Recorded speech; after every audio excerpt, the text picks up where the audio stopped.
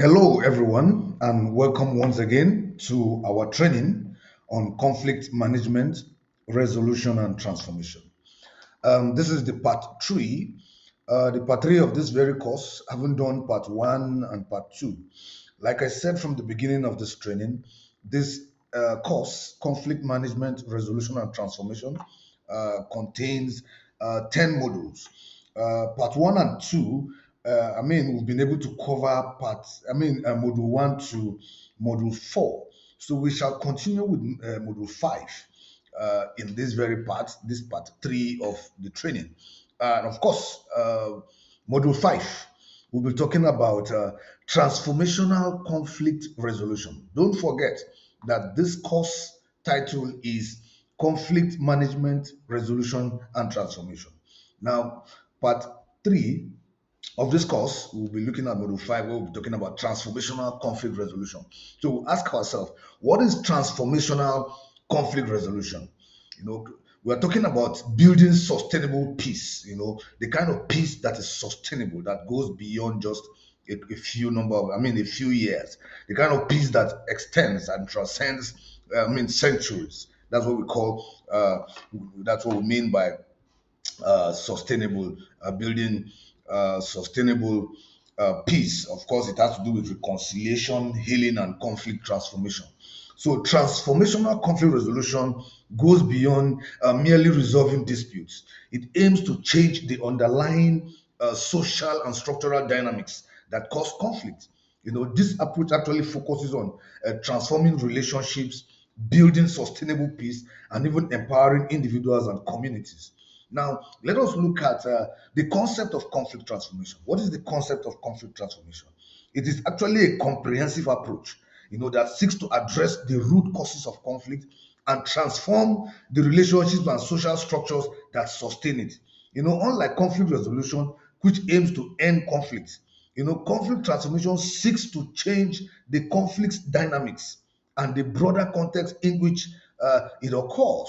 There are some key principles of conflict transformation. What are the key principles of conflict transformation?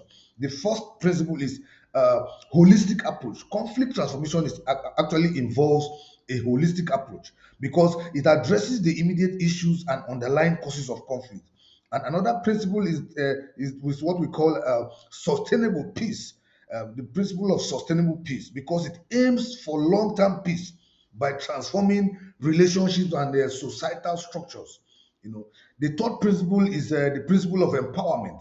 Empowerment encourages individuals and communities to take active roles in peace building. And the principle of inclusivity, that is the fourth principle of conflict transformation, inclusivity, which involves all stakeholders, including marginalized and affected groups in the peace process. And the fifth principle is the principle of positive change, which focuses on creating positive social change and development.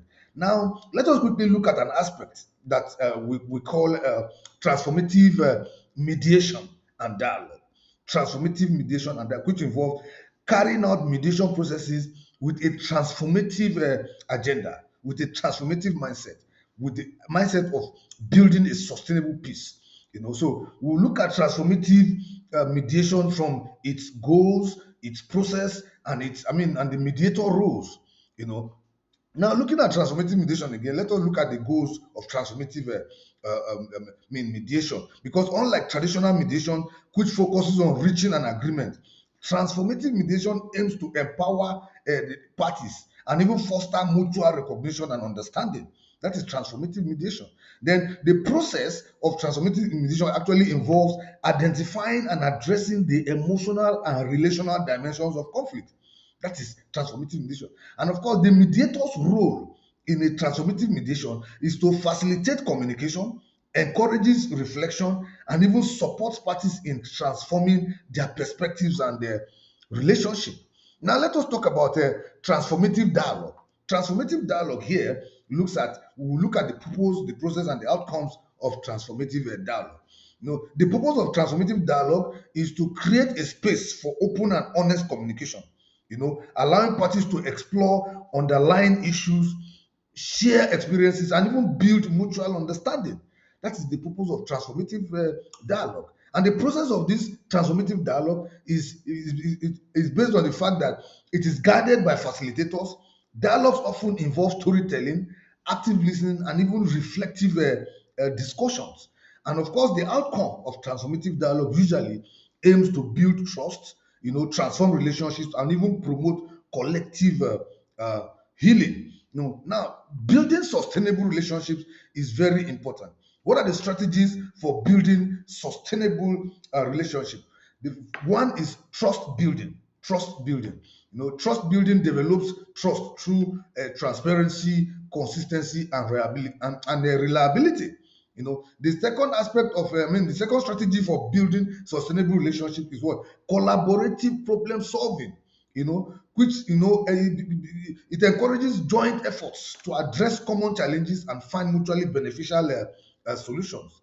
Another strategy for building sustainable relationship is ongoing communication, maintaining open and continuous dialogue to address emerging issues and prevent future conflicts. And the fourth strategy is respect and inclusivity, which ensures that all voices are heard and respected, fostering a sense of belonging and community. Now, what are the practical applications? Practical applications of, transformative mediation and even transformative dialogue, and even in terms of building sustainable relationships. We'll look at the first aspect of practical applications here. It has to do with the area of community initiatives. There are some programs and activities that promote intergroup understanding, and it promotes cooperation and reconciliation. Then, of course, another practical application is the area of organizational policies. When you implement policies that support diversity, equity, and inclusion, and even promote conflict transformation. This is a very important aspect because it is in one of our training where we are going to talk about, a course on diversity, equity, and inclusion, DEI. Very important aspect, and it can be practicalized in organizations. Then let's look at in the area of educational programs. When you incorporate conflict transformation principles into curricula and even training programs, to equip individuals with skills for peace building. These are practical applications, areas where building sustainable relationships can be applied. Then let's look at another aspect that has to do with empowering individuals and communities. Empowering individuals and communities. We'll look at some empowerment approaches. Empowerment approaches has to do with what? Capacity building, which involves providing training and resources to enhance individuals and communities' ability to manage and transform conflicts. These are empowerment approaches in the area of capacity building. Then, secondly, participatory processes, which involves stakeholders. In fact, of course, involving stakeholders in decision-making processes, ensuring their input and engagement in peace initiatives. These are empowerment approaches, and also even the area of advocacy and support. You offer support and advocacy for marginalized groups, ensuring their rights and needs are addressed in the conflict transformation process. Now, let's just quickly pick a case study for this module 5, which has to do with empowerment in action. Case studies of empowerment in action. One, will look at local peace committees. When you set up, grassroots organizations that mediate conflict, promote dialogue and even implement community peace building projects. Local peace communities, once it is set up, local peace communities can promote dialogue and even implement community peace building initiatives. That is an empowerment in action. That's a case study. Then, of course, there's another aspect of empowerment in action is youth empowerment programs. Setting up youth empowerment programs. These are initiatives that can engage young people in conflict transformation and peace building activities, fostering leadership and resilience. And the third aspect of empowerment in action, as a case study, is that of women's peace networks. Women's peace networks. These are organizations that empower women to take active roles in conflict resolution and peace building, promoting gender equality and inclusivity. So now we have 3 major case studies in this handout that talks about successful transformational conflict resolution. Successful transformational conflict resolution. That has to do with conflict transformation itself. Case study one is the post-apartheid South Africa. Post-apartheid South Africa, because following the end of apartheid, South Africa faced the challenge of transforming deeply divided communities. The Truth and Reconciliation Commission, TRC, played a pivotal role in addressing past injustices, promoting forgiveness, and even fostering national healing. The TRC's emphasis on truth-telling, accountability, and restorative justice actually helped transform relationships and set the foundation for sustainable peace. That is a very important case study. The post-apartheid South Africa. So that means there cannot be transformational conflict resolution without reconciliation, without healing, without forgiveness, without truth-telling, and without accountability. It is very key. Then the second case study is that of the Northern Ireland peace process. That is the conflict in Northern Ireland, known as, of course, it is actually known as the Troubles. It was marked by deep-seated sectarian violence. The Good Friday Agreement of 1988 was an agreement that was facilitated by intensive dialogue and negotiation. It transformed the conflict by addressing political, social, and even economic issues. The peace process involved former adversaries in joint governance, promoting reconciliation and even long-term stability.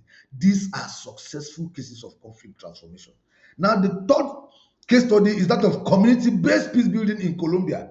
Now, in Colombia, there have been decades of armed conflict in devastated communities. Community-based peace building initiatives that are supported by local and international organizations focus on empowering communities, to address their needs and rebuild trust. So programs, initiated included participatory planning, economic development projects, and even cultural exchange activities that fosters social cohesion and sustainable peace. In conclusion, transformational conflict resolution is a powerful approach that seeks to not only resolve conflicts, but also to transform the relationships, the structures that sustain them, by focusing on empowerment, sustainable relationships, and holistic approaches. Truth and the TRC, offers a pathway to long-lasting peace and positive social change. That is the Truth and Reconciliation Committee. In the next module, we will actually explore cultural perspectives on conflict resolution, examining how cultural influences shape conflict perception and resolution strategies, and the importance of cultural sensitivity in conflict resolution practices. Now, let us quickly move to Module 6. Module 6 will be looking at cultural perspectives on conflict resolution, because we know culture is a universal phenomenon, but the ways in which conflicts are perceived and resolved can vary significantly across cultures. So, understanding these cultural perspectives is crucial for effective conflict resolution, especially in increasingly diverse and globalized contexts. Now, let us look at cultural influences on conflict perception and resolution. Understanding culture and conflict. What is culture? Culture is actually, it actually refers to shared values, beliefs, behaviors, and norms that shape a group's way of life. It influences how individuals perceive and respond to conflict. That is culture. Now, there's what we call cultural dimensions. These are key cultural dimensions that impact cultural perception, impact conflict perception, include individualism versus collectivism, high context versus low context communication, and even power distance. So what is the impact of culture on conflict? The impact of culture on conflict. The impact of culture on conflict is very simple. First of all is conflict perception. Cultural background influences how people interpret conflict situations. For example, in individualistic cultures, conflict might be seen as a means to assert personal rights, whereas in collectivist cultures, it might be viewed as a threat to group harmony. That's an impact. That's one of the impact of culture on conflict. Then it impacts, conflict in the area of perception, and it also impacts conflict in the area of what? Responses. The way you perceive conflict is different from the way I perceive conflict because of our backgrounds. And the way I respond to conflict is different from the way you will respond to conflict because of our divergent cultures. So now, conflict responses may vary in preferred conflict situation style. So some cultures may even favor direct confrontation, while others may prefer indirect approaches, such as mediation or even avoidance. So there's this cross-cultural communication skills.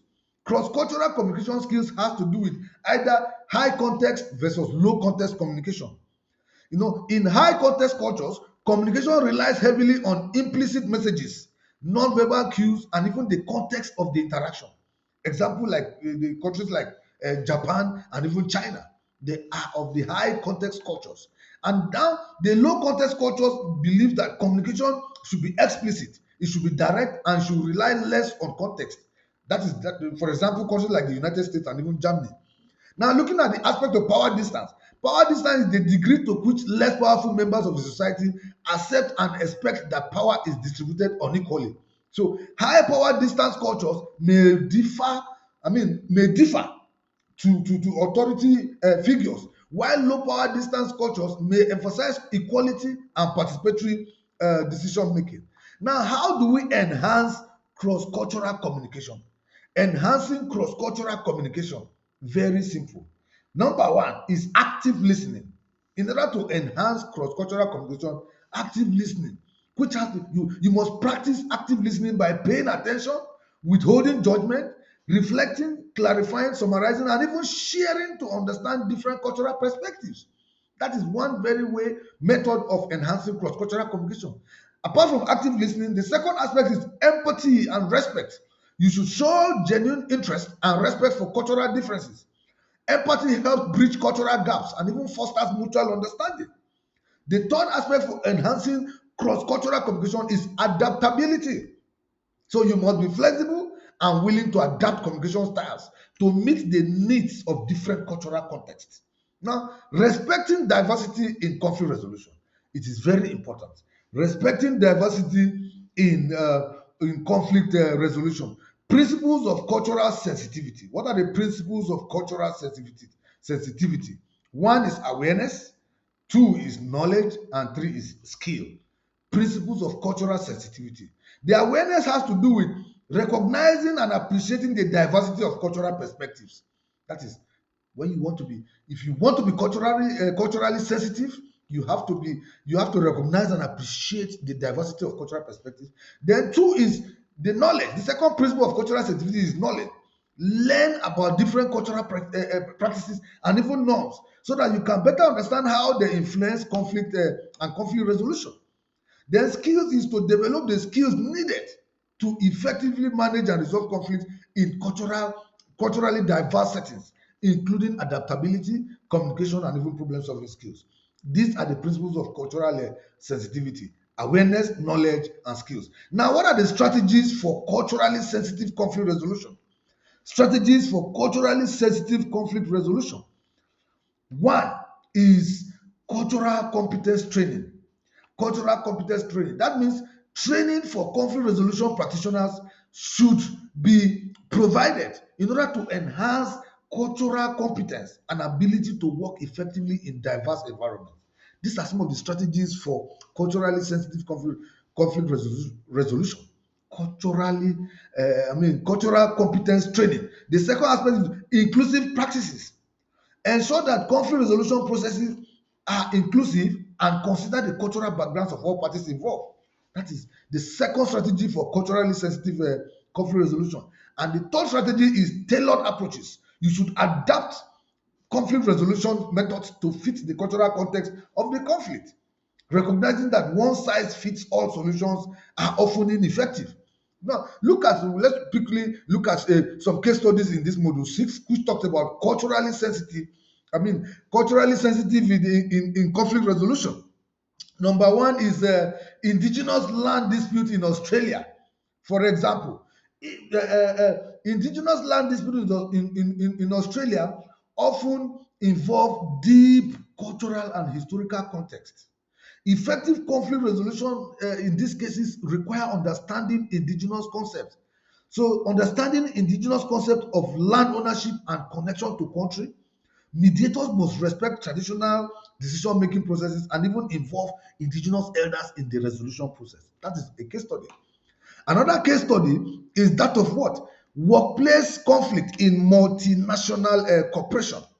In a multinational corporation, conflicts can arise from cultural misunderstandings among employees from different backgrounds.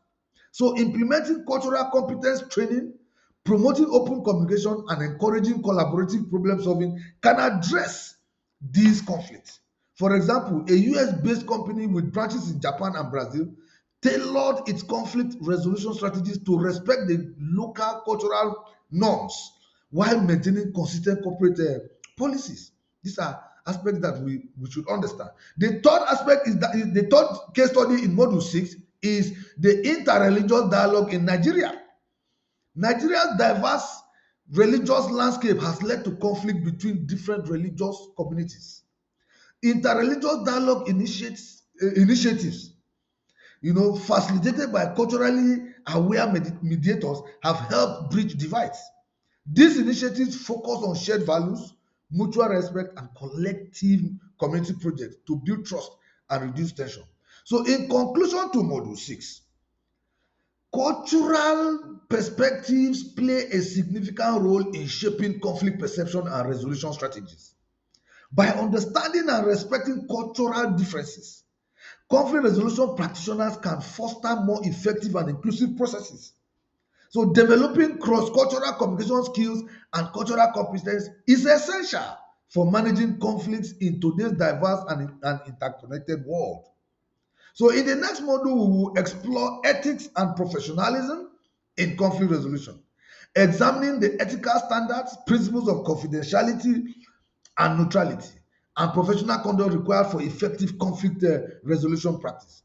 Let us move to Module 7. Module 7, like I said, is on ethics and professionalism in conflict resolution. We all know that ethics and professionalism are foundational elements in conflict resolution. This module will actually explore the ethical standards and professional conduct expected of conflict resolution practitioners, focusing on confidentiality, neutrality, and the ethical dilemmas they may encounter. Now, let us first of all start with ethical standards in conflict resolution practice. What are the ethical standards in conflict resolution practice?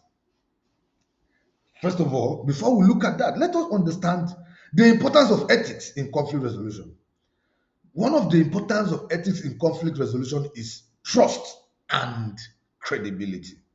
Trust and credibility, because ethical conduct actually builds trust between the practitioner and the parties involved, ensuring credibility and the likelihood of a successful resolution. Another importance of ethics in conflict resolution is fairness and justice, because adherence to ethical standards ensure that conflict resolution processes are fair and just, protecting the rights and interests of all parties. Now let us look at key ethical principles. There are some three key ethical principles we must know: the principle of integrity, the principle of impartiality, and the principle of respect. Very important. Integrity: practitioners must demonstrate honesty, transparency, and consistency in their actions and decisions. And in impartiality, that has to do with maintaining neutrality and avoiding bias, which are crucial to ensure fair treatment of all parties. And of course, the aspect of respect. Respect has to do with practitioners should respect the dignity, values, and cultures of all parties involved. Now, confidentiality and neutrality principles. Confidentiality in conflict resolution. What is the definition and what is the importance of confidentiality, in conflict resolution? Confidentiality actually refers to the obligation to protect sensitive information disclosed during the conflict resolution process. It is vital for building trust and encouraging open communication. Then confidentiality agreements, also very key. You have to establish clear agreements regarding what information will be kept confidential and any expectations. For example, like legal obligations to disclose certain information. Then managing confidential information is also key. You implement secure practices for handling and storing confidential information, ensuring it is accessible only to authorized individuals. Now, in the aspect of maintaining neutrality, what is neutrality? Neutrality involves remaining unbiased and not favoring any party during the conflict resolution process. And what are the strategies for maintaining neutrality? 1 is self-awareness, 2 is fair process, 3 is ongoing reflection.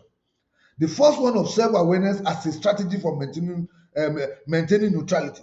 Practitioners should be aware of their own biases and take steps to mitigate them. 2 is fair processes, which involves ensuring that all parties have equal opportunity to present their perspectives. And 3 is ongoing reflection. That involves regularly reflecting on one's action and decisions, to ensure they remain neutral. Now let us look at professional conduct and code of ethics. Professional conduct and code of ethics. The professional conduct in corporate resolution involves competence, accountability, transparency.